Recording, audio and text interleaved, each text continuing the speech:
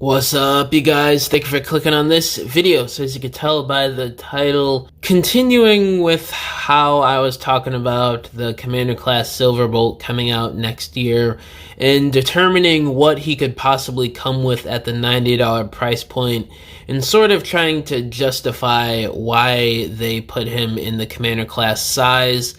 I wanted to also talk about the upcoming Studio Series 86 Commander Class Hook and Long Haul 2-pack, and just kind of discussing what they could do and what they could come with to make up for the $90 price tag. So essentially right off the bat, we're basically going to get two, I'd say, leader class type figures. So if you look at their accessories and what they came with in the original G1 toys and the cartoon, if you look at Hook, he's got his own pistol, and then the green pistol that I believe he could use for Devastator or whatever, and then he's got the one combining part. And then Long Haul, he's got the green pistol, the hip skirt piece, and I believe the chest section apparatus thing for the Devastator combination. So right off the bat, in terms of the size and the transformation, the articulation, the paint they're probably going to add, and of course the sheer size of the accessories and what these figures would actually scale in terms of size, with them being construction vehicles, already we're looking at leader class for each of these two figures. Especially when you put those Devastator combining accessories with them.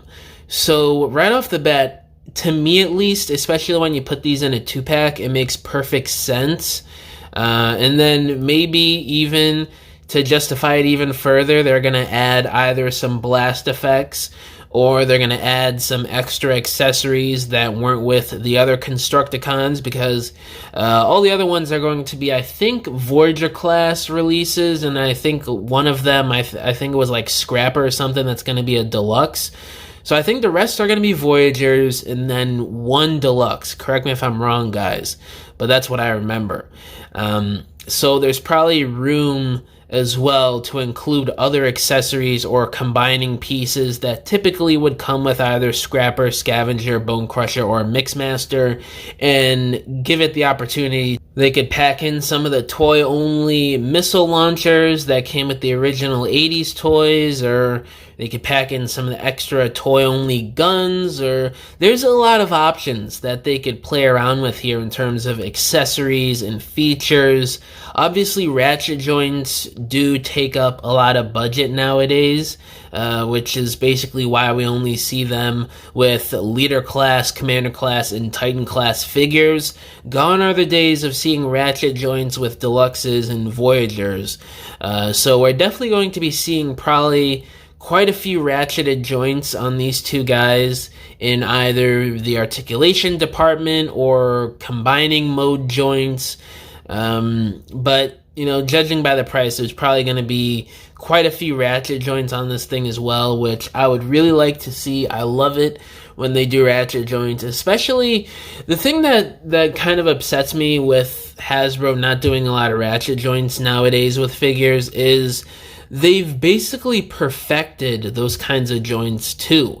Like, I remember the main complaint with ratchet joints back in the day was the detents, them being too far apart to the point where you just can't pose the figure efficiently. You move the legs out one click and they're doing the freaking splits. That was a major problem with a lot of figures back in the day, 20, 25, 30 years ago. And Hasbro's since basically remedied that the last 15, 20 years, I'd say. And now we're to the point where it's basically perfect. They do the detents in the correct places to the point where it doesn't hinder articulation, playability, or just overall fun factor when posing the figure around. But then that comes with them just not using ratchet joints as much as they used to, due to just the cost of everything nowadays, things getting so expensive and inflation, which really does suck to me. So hopefully they got some good ratchet joints in places where it would really benefit for either the robot modes or the combined mode. And probably going to have pinned-in wheels on both of these guys with painted rims, I'd assume, if going by past Commander class vehicles. Because Hook here has 6 wheels and Long Haul has the traditional 4. So that's a lot of wheels. So hopefully with that price, that's probably one of the reasons why they wanted to bump it up a notch to maybe give us more of a quality vehicle mode akin to what we used to get back in the day 10, 15, 20 something years ago. So yeah, that's basically what I'm thinking they're going to do here with the Commander class release of Hook and Long Haul here.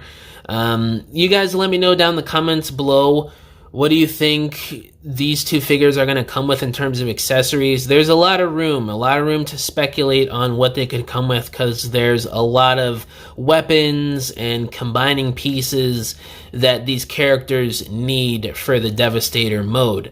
But yeah, guys, that's pretty much it for this video. All my social medias are linked down below if you guys want to hit me up about business inquiries, or if you want to message me about whatever, or if you want to commission a diorama from me, because I make dioramas for people for their stop motions photography or your regular display shelves in your homes. You could either hit me up on any of my social media accounts or just email me and we can work out a deal. But yeah, guys, thank you for watching this video. Catch y'all in the next one. Bye!